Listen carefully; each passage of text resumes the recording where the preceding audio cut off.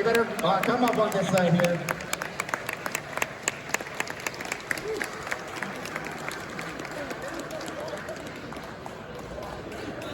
Oh, come on, you can put your hands together much better than that.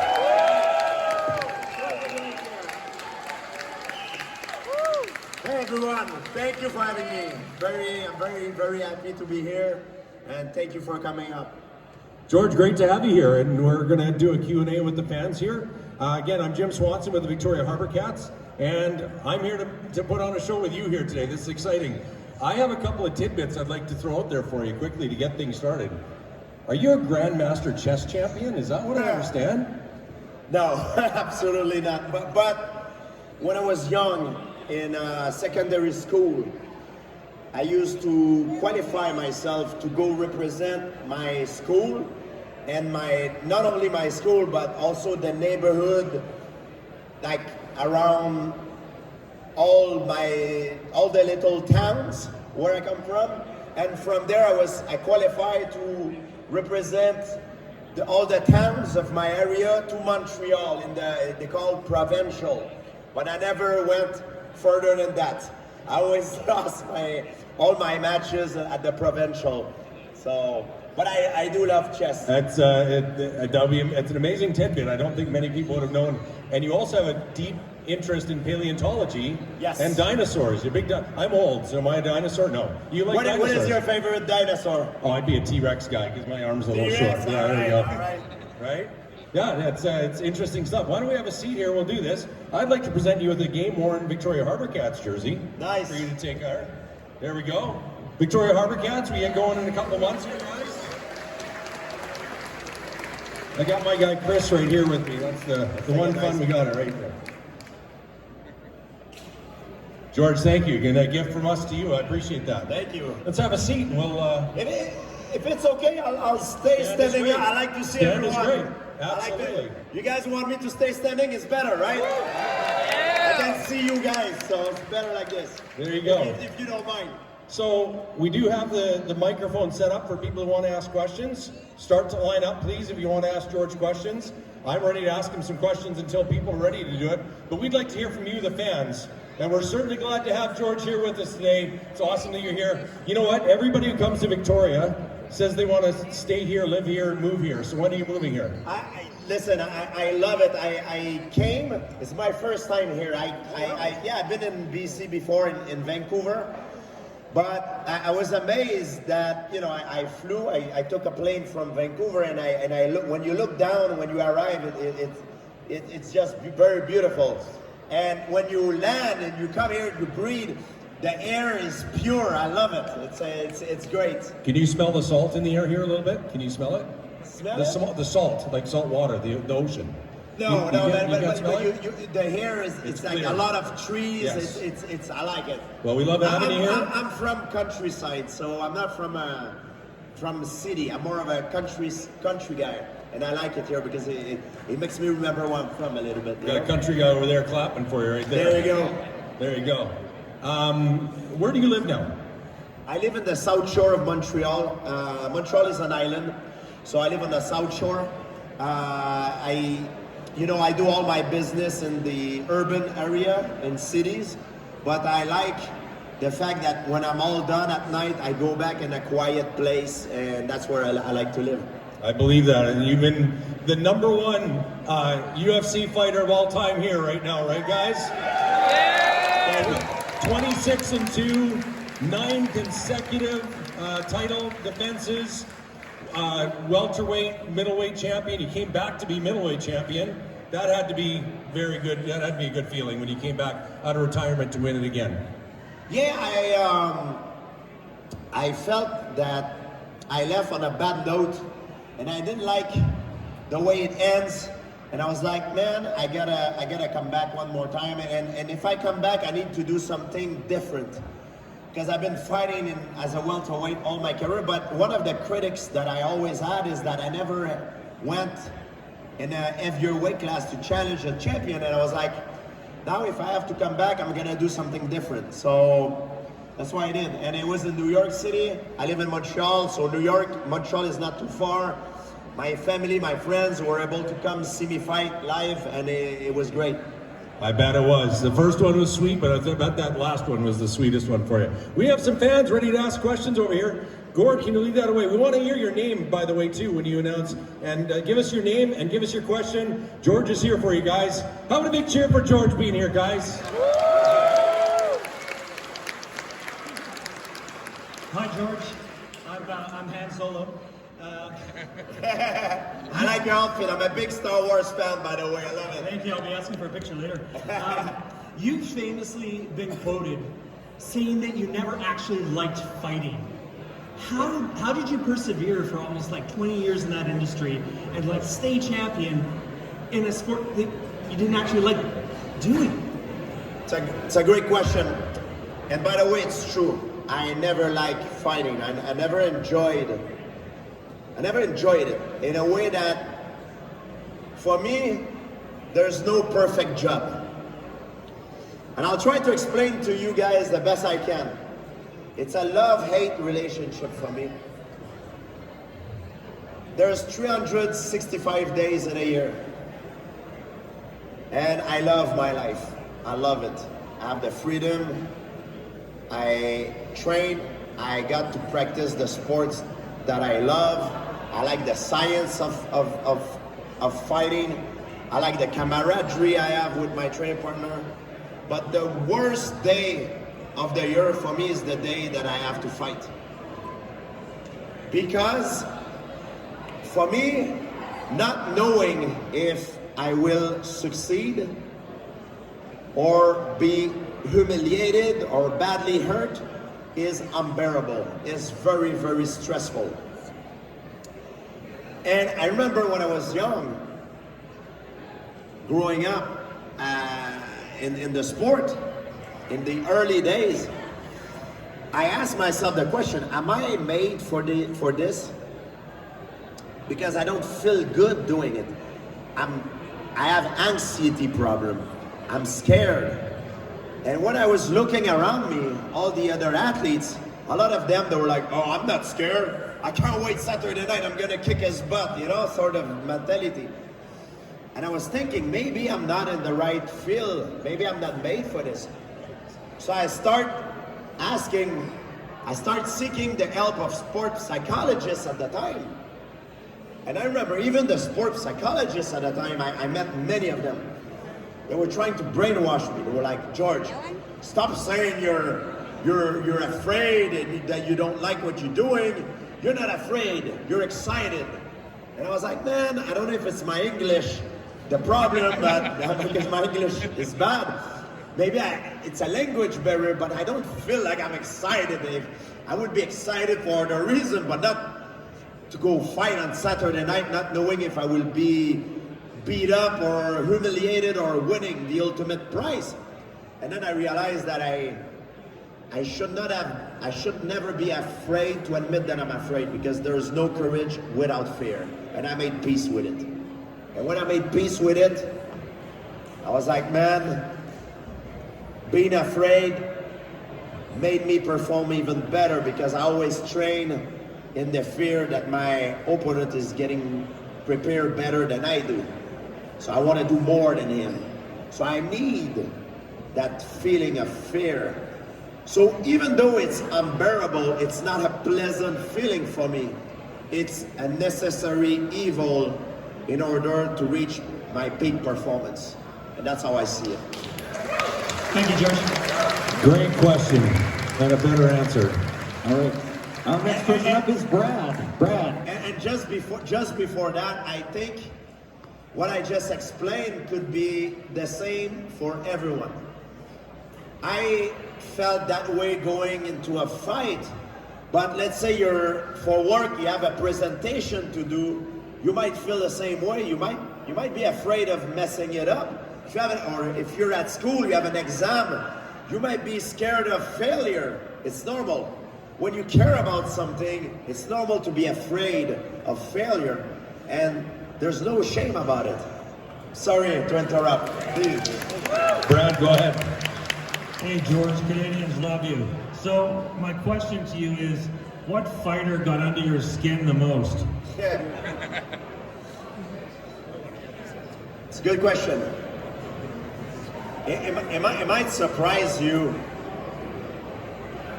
but none of them really got under my skin, even though Dana White repetitively said, oh, he's got under GSP's skin. I'm very good at putting a shield around myself. And this is due, I believe, to the fact that growing up, I was victim of bullying. I started martial art, first of all, because I was bullied at school. I was getting intimidated every day in the schoolyard when I was young. So I'm used to that people pick on me since a very, very young age. And even though that experience for me when I was young was traumatic, it turns out to be a positive thing later in my life, because it helped me develop a certain skill to not being bothered with what people saying, what people do. And one thing, if you look closely, I am a public person. I know that whatever people say about me, especially my opponent, I'm good at putting a shield, and it doesn't get to me too much. It could sometimes a little bit, but not to influence me negatively. However, one thing I do is I never expose my family, my close one, because then this will give an opportunity to my opponent to get to one of those person that I love, and that will get to me more. So I'm very good at putting a shield around myself. But then if you try to get to someone close to me, then it get to me even more. So nobody really was able to get under my skin for that reason, because I was good at developing that certain shield. And that's how I did it. Great, thanks, George. Thank you. Thank you, Brad. All right, we've got Andy. Andy coming up. Hey, George. I think we would all agree that if you were given a rematch, you would definitely defeat Captain America. What would you do differently if you had that rematch to win? Well, yeah, Captain America is a badass. But Batroc the Leaper is a badass too. And I have not said my last word. I'm gonna come back with my brigade and get my revenge. Even though Captain America is not Steve Rogers anymore.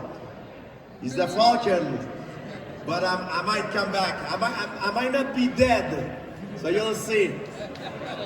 You don't show your hands when you play cards, but you'll see. Don't count me out. I want a big thank you to Viking Properties for making this happen here today, guys, the sponsor of this as well. All right, our next question is from Steven. Hey GSP, how are you doing? Thank you, very good. That's good. I just wanted to know, I had a question. How close was that Anderson Silva fight to be getting done? Because you mentioned that you wanted to go up to 185 earlier in your career, but you never got to. So I just wanted to know how close that fight was, because there was a lot of news regarding it, and back in the day especially, there was a lot of promotion from Dana White. So, to make a fight happen, it takes three entities. It takes one fighter, the other fighter, and it takes the promoter to make the fight. Anderson and I, when everybody wanted to see that fight, we were competing in two different weight classes. I was competing at 170, and I had a bunch of challenger knocking at the door because they wanted to have a fight. I was busy, and Anderson Silva, same thing. He was going on a tear at the time. And that was a fight that all the fans were speculate about. Yeah. As an athlete, as a competitor, I always look for fighting the best guy. And even though I'm scared of fighting, I never shy away, because that's what you always, as a champion, as a fighter, the scariest thing is very often also the most exciting thing to do. Because, you know, whatever it's the biggest thing to do, you want to do it, you want to accomplish it to be the best. And that's how I was driven back then.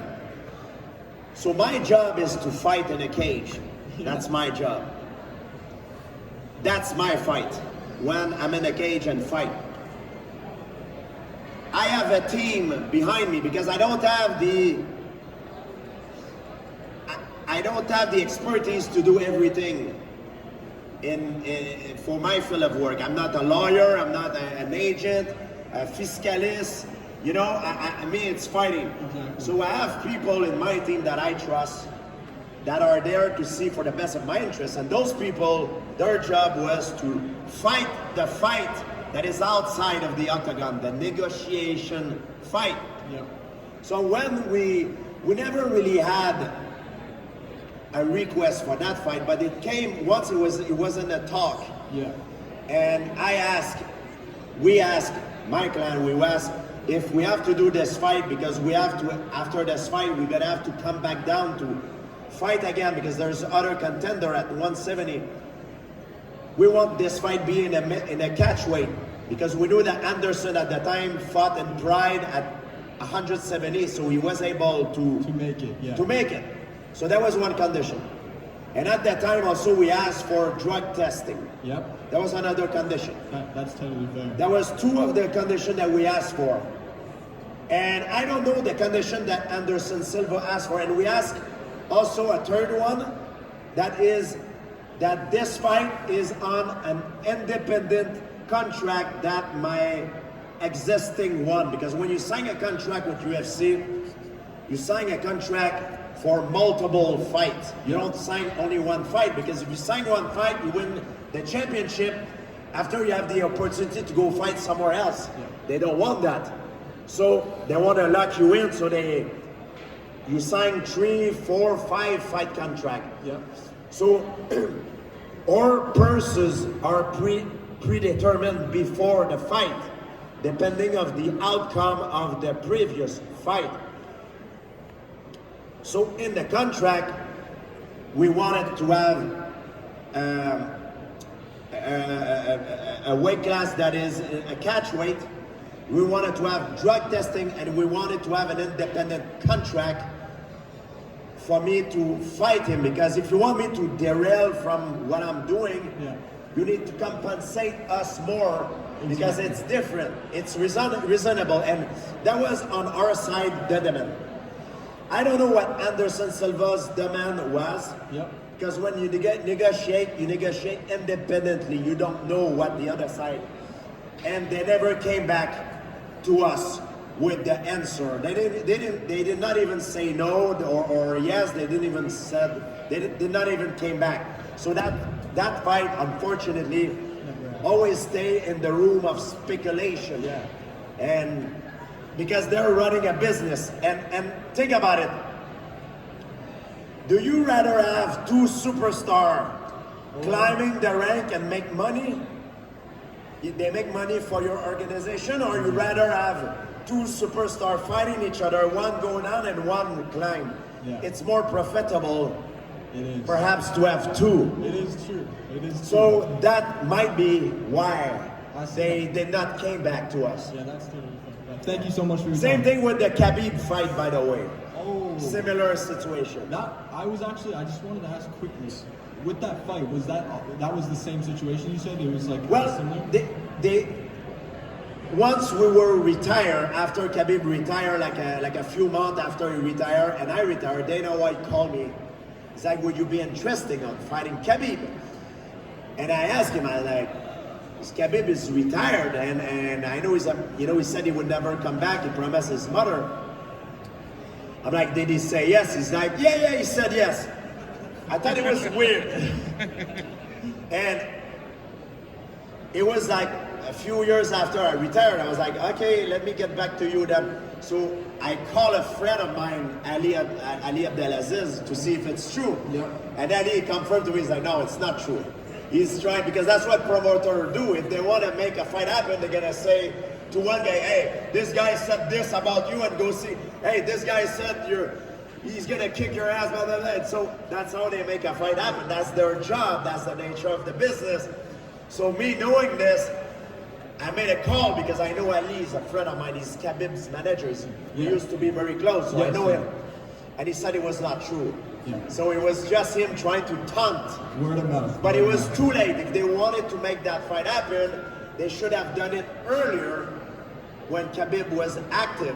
They should And we publicly told the UFC we were interested with that fight, but they didn't consider it. Because at the time I just retired, and that was the only fight why I would have come back for. And they were making a lot of money with Khabib. Yeah. It was not worth taking a risk to make Khabib fight a guy who's retired and knowing that after the fight he's gonna go back to retirement. Then when you have a star that after Conor McGregor's fight, Khabib became a very big star, and especially for Middle East fans. Yeah, he did. So he was helping the company to grow in that part of the world, and that's why I think it never happened. Thank you so much. Sorry, it was a long response, but I wanted to explain to you. I appreciate you so much for your time. Thank you. That's really good. We got, just to set the stage, we got a little more than 15 minutes left here, is what we got with George's schedule. So. So as you can see, the fight business, it's complicated. It's not only in the cage. It's like a chess game, and sometimes you have to say something to do this. Like, that's the nature of the business. And I was very lucky if I was successful in my career, not only because of the help I got from my coaches in the cage, but also because of the people that work with me in the management team outside of the cage. This is very important too. Yeah. So we've got Chris. Hi, I was wondering, what's your top 10 fighter list, including yourself? It's a great question. It's very subjective. In combat sport, you only speculate. In sport like sprinting, lifting, there's no speculation because we know that Usain Bolt run faster than Ben Johnson, and vice versa, because we have result, clear data. In combat sport, we don't have that. So for me, my top 10 would be Royce Gracie,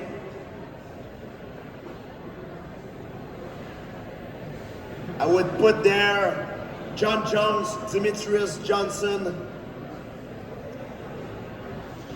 I would put, there's so many good guys. Volkanovski, Khabib is there. I could put McGregor there because he helped the sport to reach popularity to a different level. He did a lot for our sport.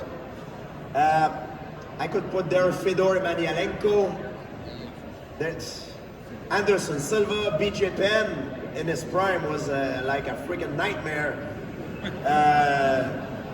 There's a lot of guys. There's a lot of guys there. It's all subjective. And the truth is, that's what people sometimes don't understand. In hockey, we say, oh, this team is better than that team. But that doesn't mean this team will always win. Maybe it will win most of the time, but the same thing with fighters. Even if this fighter is better than this guy, that doesn't mean in a fight he will win. To win in fighting is the same thing in hockey. The team that win the game is the team that play the best the night of the game. The fighter that wins the fight is the fighter that fight the best the night of the fight. So even if you're the best, doesn't mean you're invincible. There's people sometimes that can crack the code and get you when you zig when you should have zagged. And this thing happens very often. Okay, thanks. All right. We have Jeremy coming up next here. What an honor, George. So, in retirement, at least as you are at the moment, could you share a bit about your training plan, your routine, Zone 2, VO2 Max, cross training, MMA, kickboxing, and how you may cycle that in the year? anything you would share about your current training plan? What, after I retire? After you retire, yeah. So after I retire, I have one general rule for you. To everybody that listen to me, because nobody escaped the laws of thermodynamics. I try to burn more calories that I put in. That's it. That's my rule. And I work out. I train very hard. Not because I want to be the strongest man in the world, it's because I want to stay healthy. And I love it. It's therapeutic for me. So that's my rule. It's very simple, it's mathematic. You try to burn more than you consume. If you want to be healthy, I think that's one of the rules, and it requires commitment, discipline, but it is what it is, and that's what I believe. Thank you. And we've got Zach coming up next. My man, what an honor. I got 3 quick ones for you. Besides your fight with Matt Hughes, the first one, which fight were you more nervous for? And which fight would you most like to redo? And for the Anderson fight, are you disappointed that never happened, or just kind of whatever?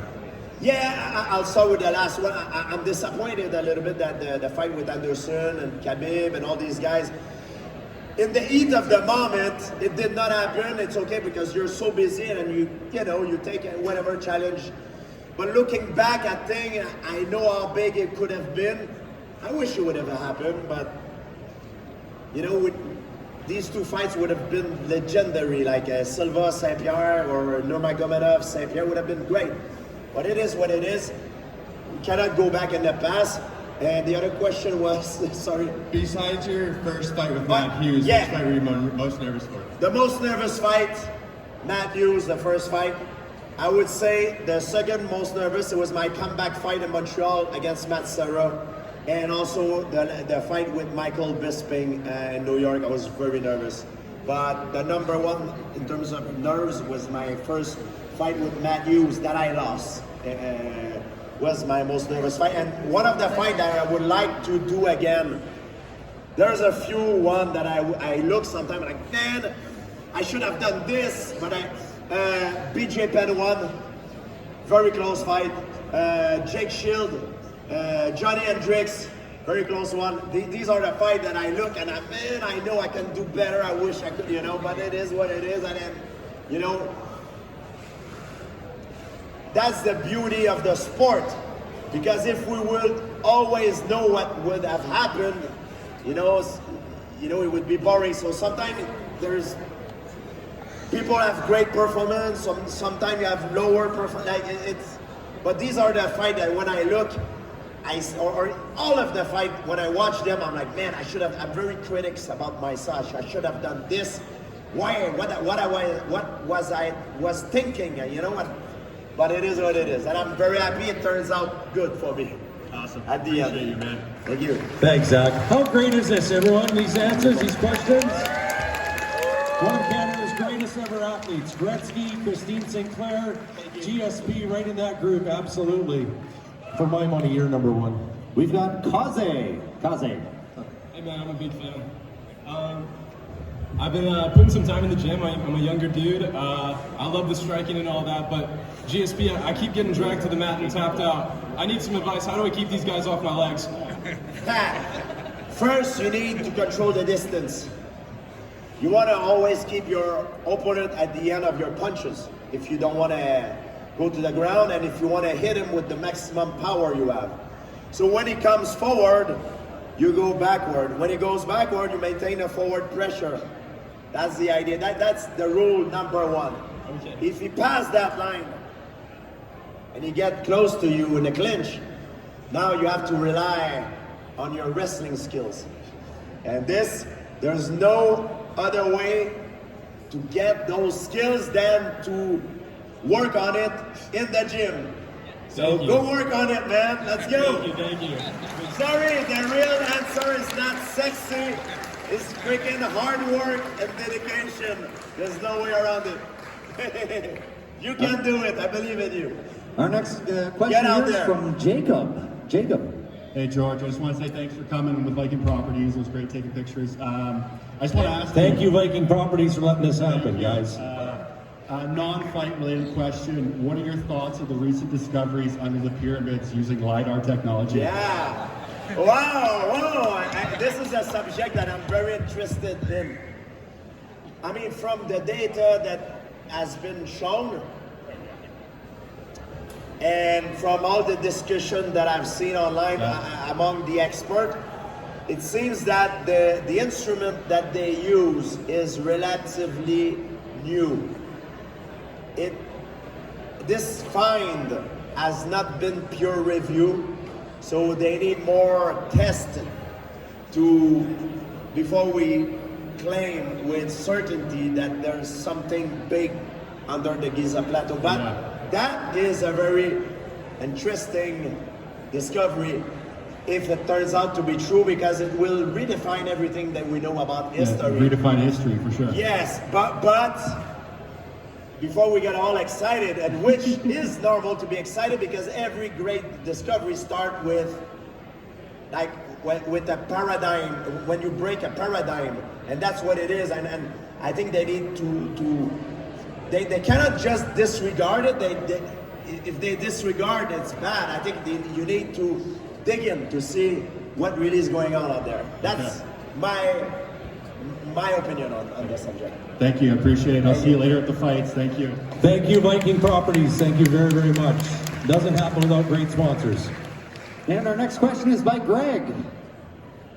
Hey George, first off, just wanted to say thanks for being here today. We really appreciate you. If you're serious about that Cap versus Batroc rematch, I'm ready when you are, man. Let's do it. My question for you today is, you've always shown a lot of pride in your karate background, which I really appreciate personally. You hear people say things like, oh, karate doesn't work in a real fight, karate's not practical. What do you say to that? What are your thoughts on that? No. Karate is a very strong and efficient martial art and combat sport. It really, really works. Every combat sport works. Every technique of every combat sport works. It's just how you use it. And karate for me it's my base. That's how I learned how to control the distance and close the distance. So for me, it's my bread and butter. That's the most important martial art I have in me. It's karate. And it suited my style perfectly. But everything is important. Every martial art has something that you can learn from and take and put it in put it in your pocket, so to speak. Us. Our next question is by Mike. Hey George, do you remember this? It was a Sunday at the Montreal Wrestling Club. Yes.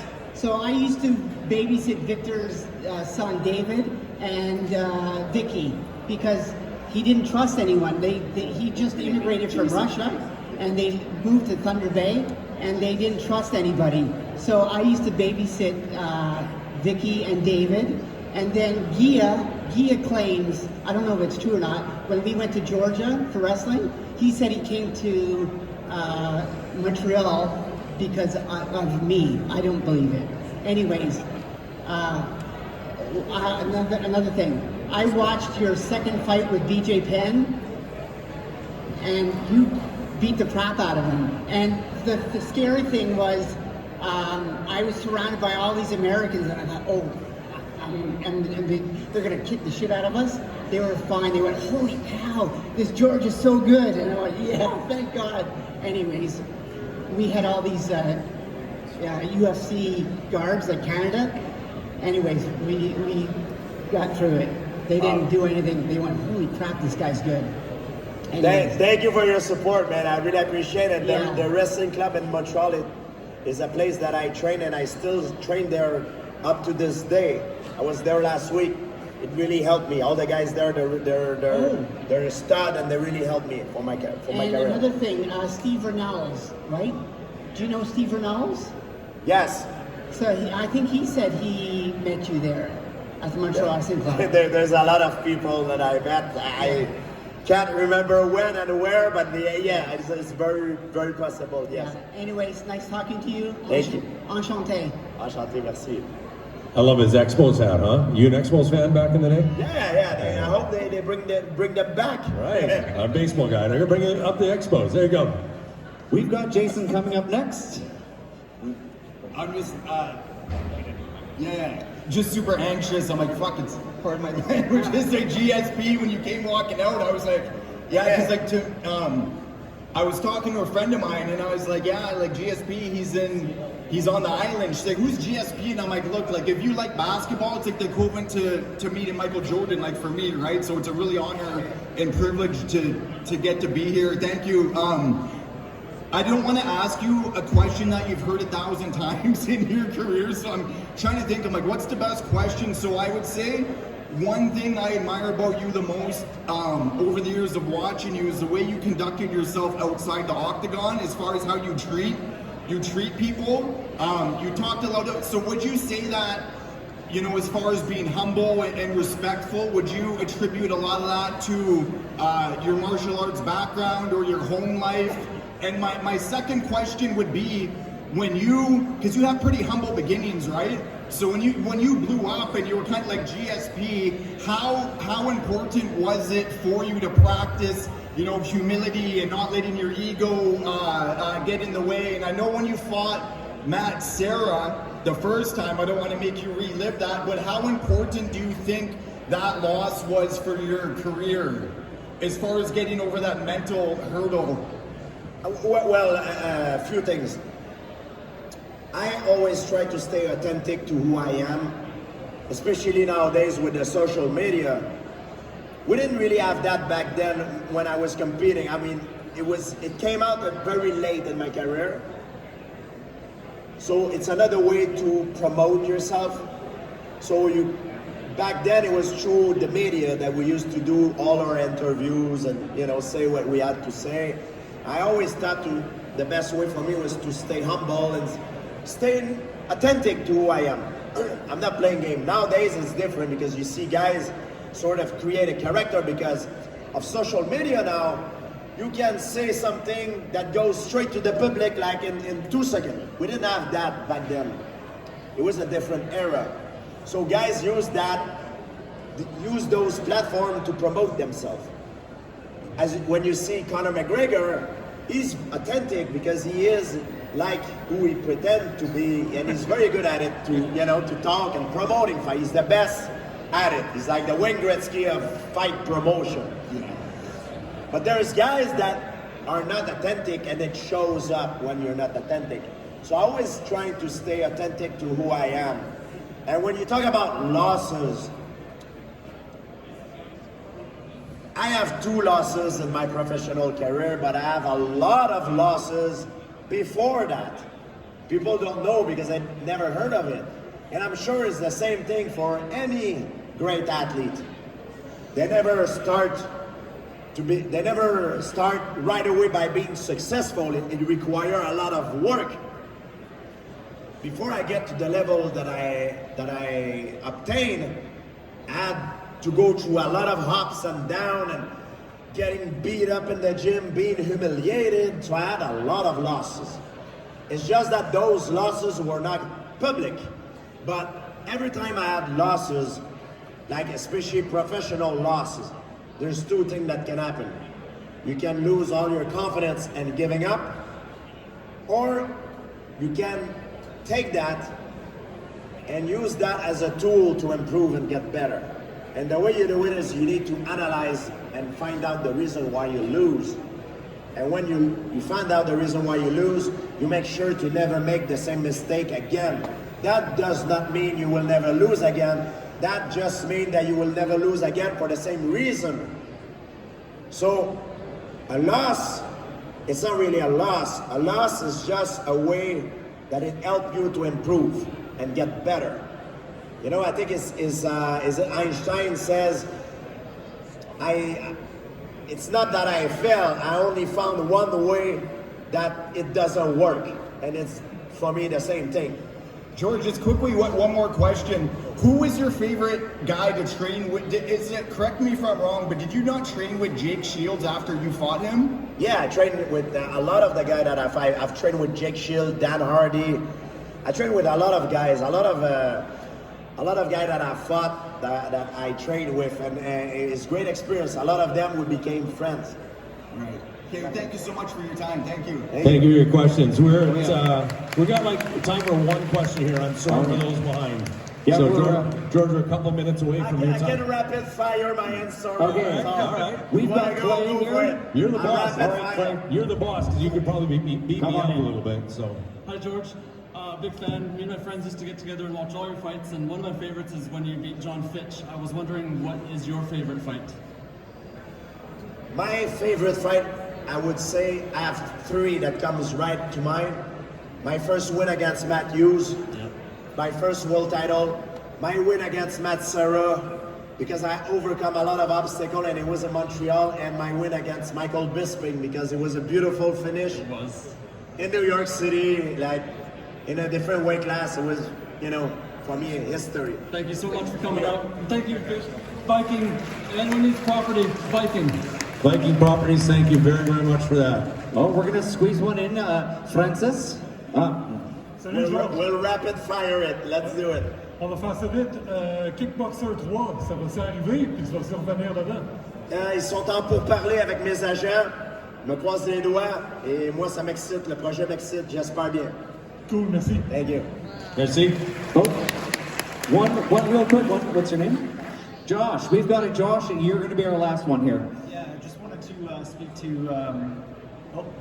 I just wanted to speak real quick to someone who's been bullied in elementary and junior high, and the importance of getting into mixed martial arts. And I just wanted a few of your thoughts about putting your kids in martial arts to be able to stick up for themselves and defend themselves.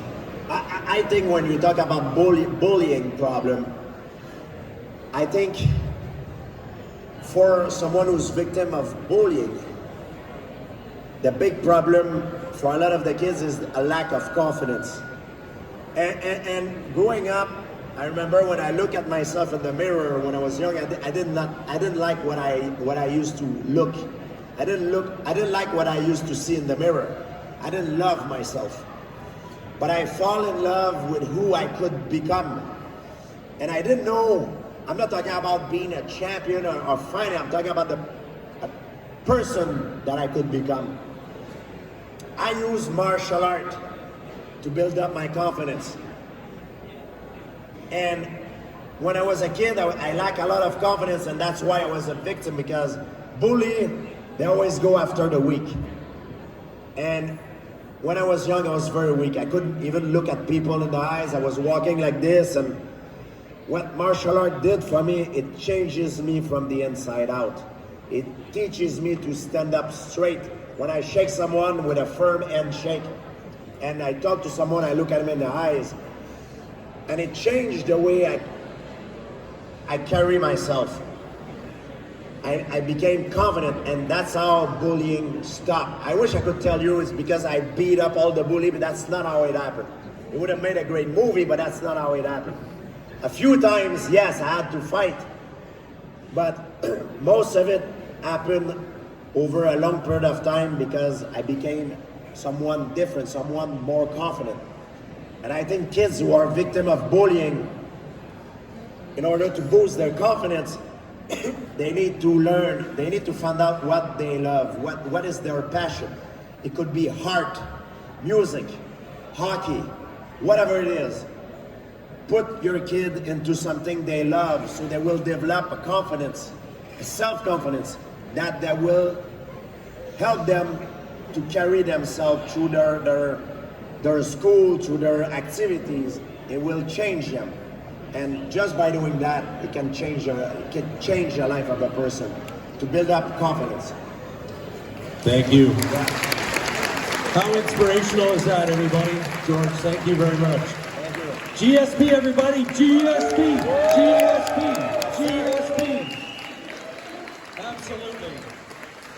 Absolute pleasure to have you here. We're so proud for you to have that as the Victoria Harbour Cats. Again, I'm Jim Swanson from the Victoria Harbour Cats. We get going in a couple of months, but this has been fantastic to be here.